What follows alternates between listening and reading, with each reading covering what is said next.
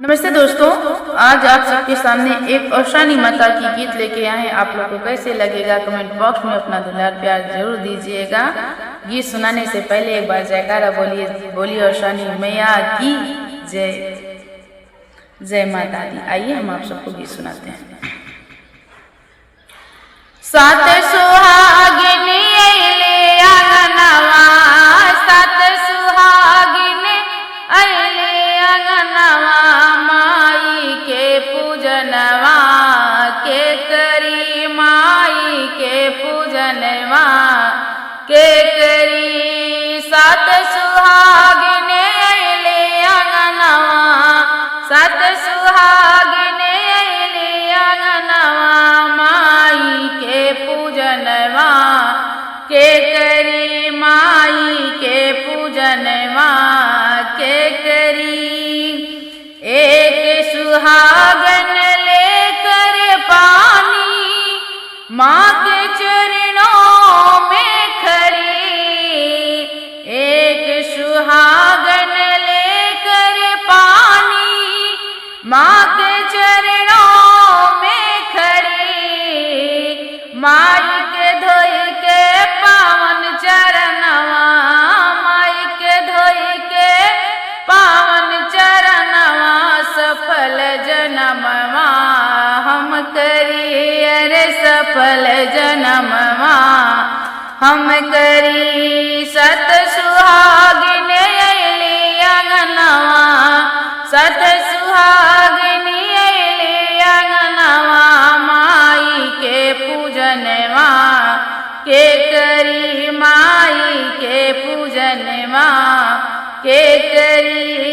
सत सुहागिन अइले आंगनवा, सत सुहागिन अइले आंगनवा, माई के पूजनवा के करी, माई के पूजनवा के करी।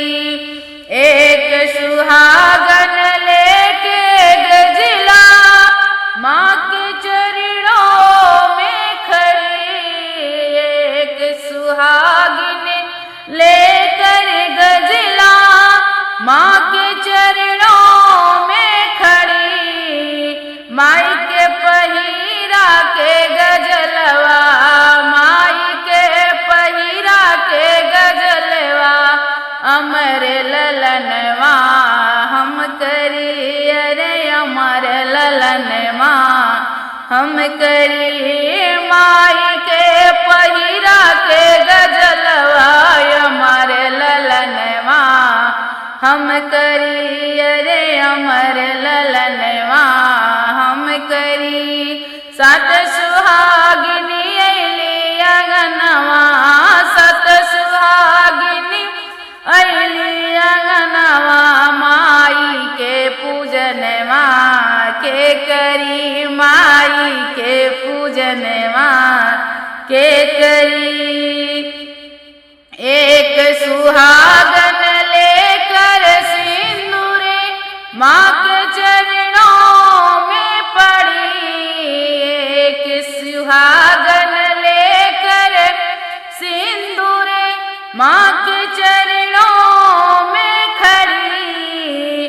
माई के पहिरा के सिंदूरवा, माई के पहिरा के सिंदूरवा, अमर सजनवा हम करी, अरे अमर सजनवा हम करी। सात सुहागन अइले आंगनवा, सत सुहागन अइले आंगनवा, माई के पूजनवा के करी, माई के पूजनवा के करी।